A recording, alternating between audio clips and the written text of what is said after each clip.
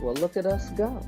And we're going to go and have a good conversation today. I'm so happy to be here with all of you, Eric Culpepper, Billy DeVille, Landon Hendricks, Black business owners. Black, and so we're going to have a conversation today because one of the things we've all been talking about, how do we strengthen Black businesses?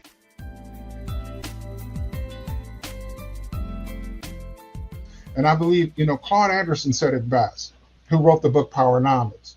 And he said that we came into this thing as a group, we have to come out of it as a group. And so until we understand that, we're always going to be in this cycle where we're just going around and around with each other and not really going anywhere as far as pulling ourselves up together. So that's how I see it. Have you all ever seen the hair braiding? It's a thing that just came out, but there's a place called it's called Nadine's Hair Braiding Factory in Bowie, Maryland. And no, I haven't. She came and she got all of these braiders together, and so she got one big factory and bought this factory and then set it up to do hair braiding. But she set up all these booths and she hired all these different braiders. So it says that she has over 400 braiders. And you can pretty much, like, people call all day and night to get appointments or whatever, but you don't have to make an appointment. People drive from all over to go down there just to get their hair braided. But it's something, and I had this, whatever, I didn't want to, but this is kind of the, video from it. But if you're just looking at that, like, she came together and got all these braiders that were in a certain area. And so, they come through and you can't say this lady's not making money, and so I just wanted to point out, it's kind of along what you all are saying, like coming and finding people that do something. And it's like, even if we don't do, like, I can't do makeup. I'm gonna be honest, but I have plenty of people that, if you, like, I've had somebody call this a few years back, but she was like, I'm running late because this girl just got to my house and, I got the person doing my makeup. And I was like, man, that's interesting because, I do photography, so I have to wait for you to get your makeup done. So it's like, in that same instance, if somebody calls me and they're like, hey, I got to wait on such and such, or that day I'm planning for someone to do my makeup. It's like, well, do you know Billy? And so we have these different things to where it's like, it doesn't even take that much effort for me to give someone a shout out, or for me to, try to refer business somewhere else, or, like Mr. Culpepper, like, we have, you have the Black Network Associates, but it's like, if you have a whole list of people that are in one place, and all you literally have to do is log in and say, dang, like, we need somebody for the wedding that's going to come out and do makeup for these people and whatever.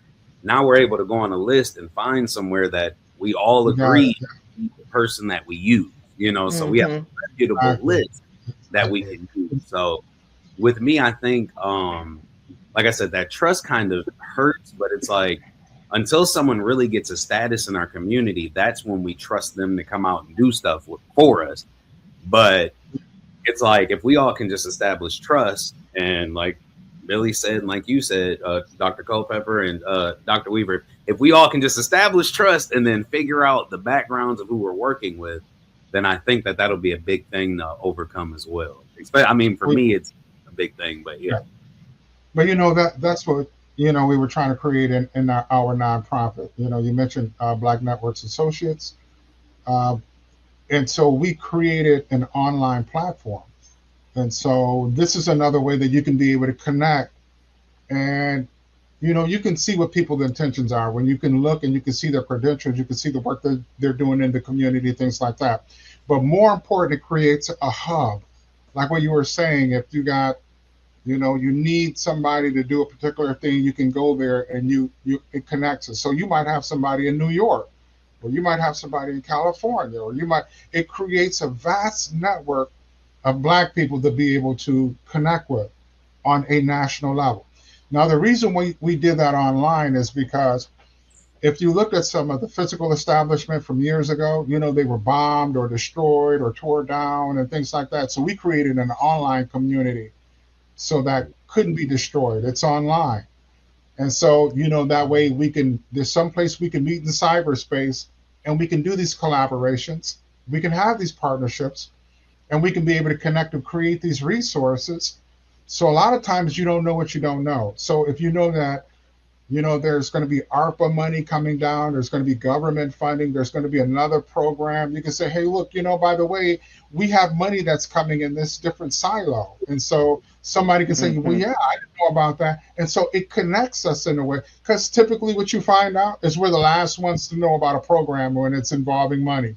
By the time that money gets doled out, it's like it's already been expensed. We're Mhm. the last ones to know about it. But what happens is if you got a think tank and you have a community of people that's actually communicating those things, it keeps us to be in the know. And so that's what that hub was for, is some place that we could actually meet online and be able to have those conversations. And what was really neat about it is that, let's just say like this young lady that's got over 400 braiders. On our platform, she could hit one button and send a message to all 400 people. It Mhm. was a broadcast communication system that would allow you to send all. So when you connect all of your people in your network, you can hit one button, you can send out a communication to everyone, letting them know if you got an event or you got something taking place or you have something that's going to be going on. You can make that communication in one button, in one fell swoop. And so that's what we were creating, on our network, on our platform. But it was hard to get people of color to connect with it. Um, so got a lot of work to do, man. We got a lot of work to do to try to change the narrative. That's what's been going on for all these years. You know, Well, that's obviously, we haven't given up on it, or we wouldn't be here having this conversation and talking. And that's why we've talked about we're going to be doing series of these kinds of conversations because of the importance of right. supporting one another and networking and building generational wealth and supporting Black businesses. And it's funny because I said we've been sitting here and we've been talking around some things, we've talked about what Billy does, but somebody listening might want to get in touch with you. How do Mhm. they do that? So I'm Billy DeVille. My company is actually called Mantle Beauty, and mantlebeauty.com is our website, or my phone number, which is 810-348-4006. And so I am a makeup artist. I don't too much freelance. I work with actresses and actors, so I do a lot of stage makeup, costume makeup. I do freelance if someone requests it. I'm not against it, but my focus is stage makeup or costume makeup. But it's funny that you played that video of the girl with the 400 braiders, because that's my next move. And I've actually been trying to um, create a network of makeup artists. With my network in North Carolina, I used to live there in Atlanta. Just having girls a part of my company so that I can kind of, send them out to jobs and um, do something like that, because I'm the type of person, just because you do what I do doesn't mean that we can't work together. I Mhm. like, if anything, we should be working together. So that's my next move, is to deploy makeup artists all over the world under my company. So yeah. Like that. Okay. And I'm with Billy on that. I believe in collaboration and partnership.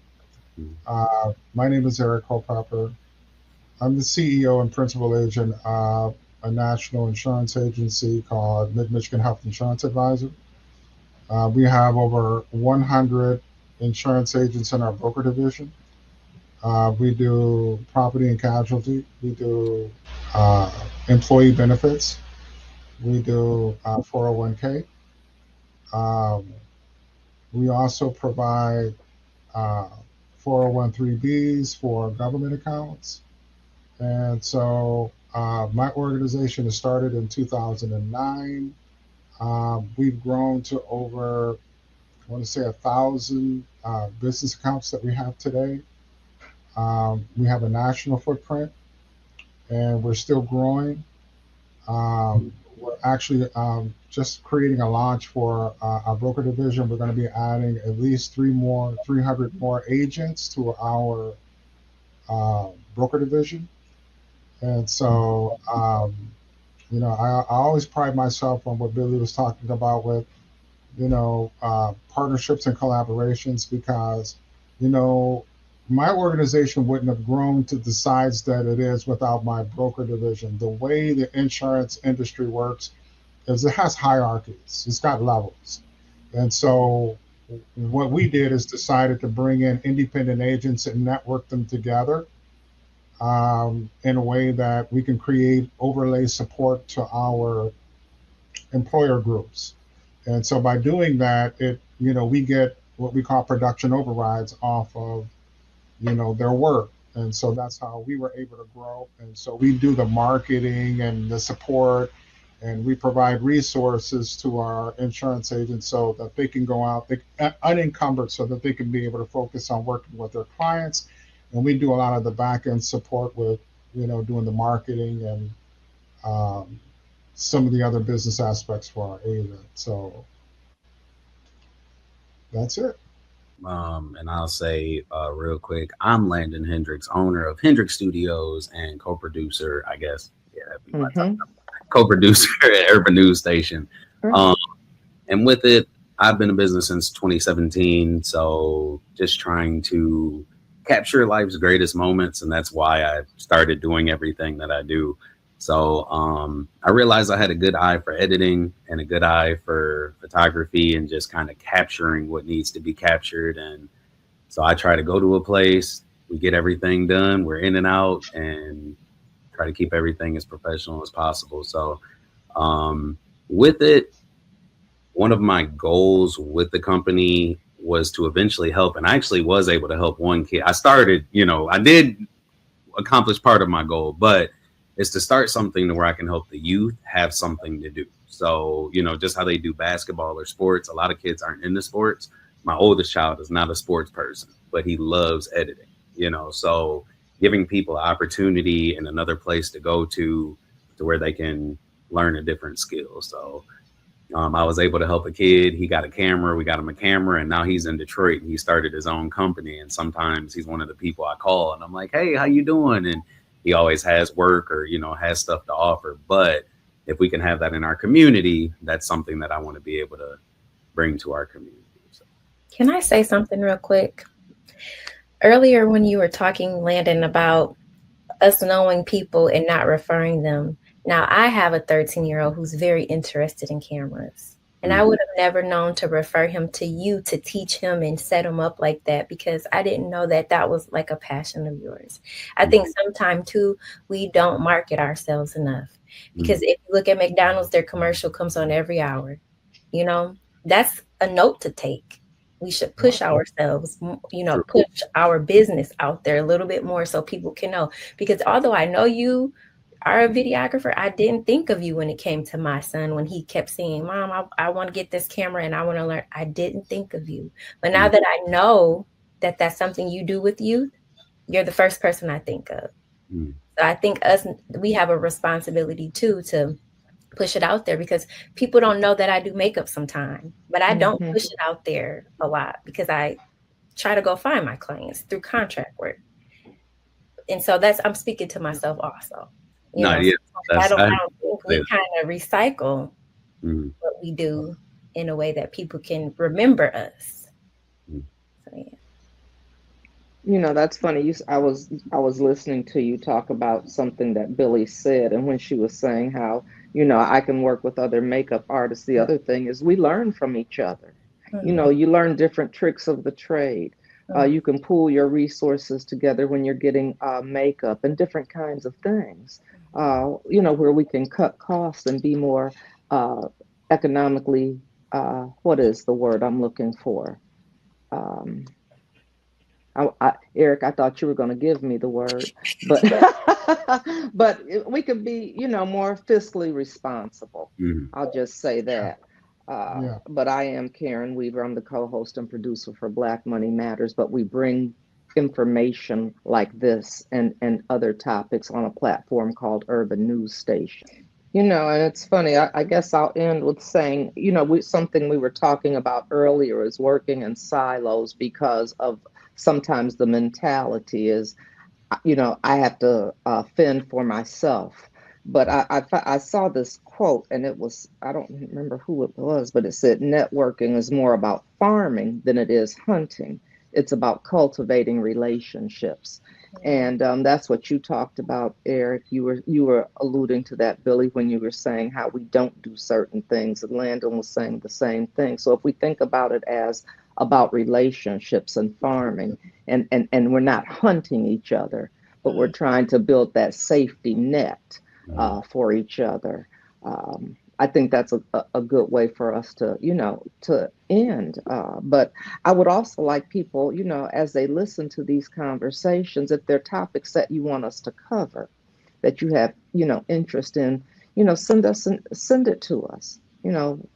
We're on Facebook, we're on YouTube, but send us topics that you think would be helpful to you so we can bring people to have those conversations, or maybe you want to be part of that conversation. So I just want to put that out there as we continue to talk about the importance of Black businesses, how we lift each other up, how we support each other, and how we network together.